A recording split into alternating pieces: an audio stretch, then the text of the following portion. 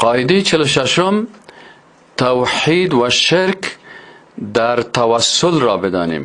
توسل هم یکی از اصطلاحات مهم اعتقادی هست و در مسائل اعتقادی ما مکلف هستیم که به قرآن و سنت مراجعه بکنیم. چرا؟ عقیده صحیح و درست در کجا هست؟ در قرآن است. و این قرآن کی تفسیر میکنه؟ رسول الله. قرآن عظیم شان و احادیث رسول الله صلی الله علیه و سلم.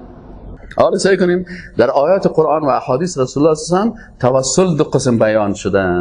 یکی توسل مشروع هست، یکی توسل نامشروع هست. توسل مشروع را میخوانیم که چی هست. توسل مشروع که در قرآن و احادیث رسول الله صلی الله علیه و سلم ثابت شدن، اول با چند طریقه هست. اول توسل از به نامها و صفات الله. توسل متوجه هستین؟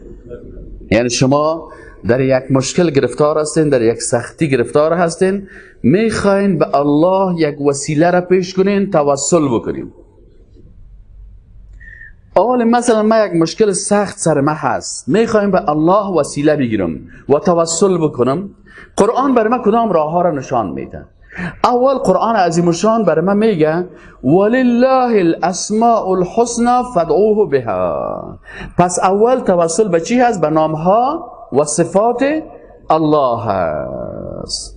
99 نام الله هست. ما در حالت سخت قرار دارم.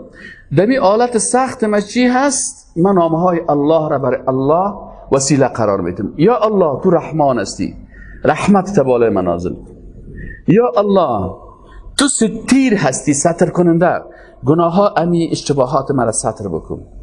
یا الله تو غفار هستی، خود در قرآن گفتی که غفور هستم، پروردگار مرا مغفرت بکن. یا الله تو تواب هستی،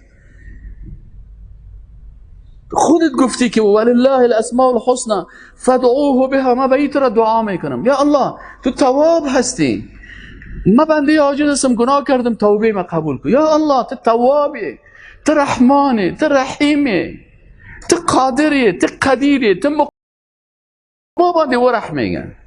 ولله الاسماء الحسنى فادعوه بها.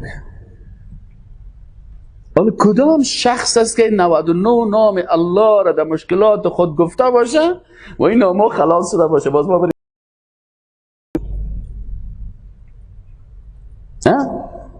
الله میگه فدعوه، فعل چی است؟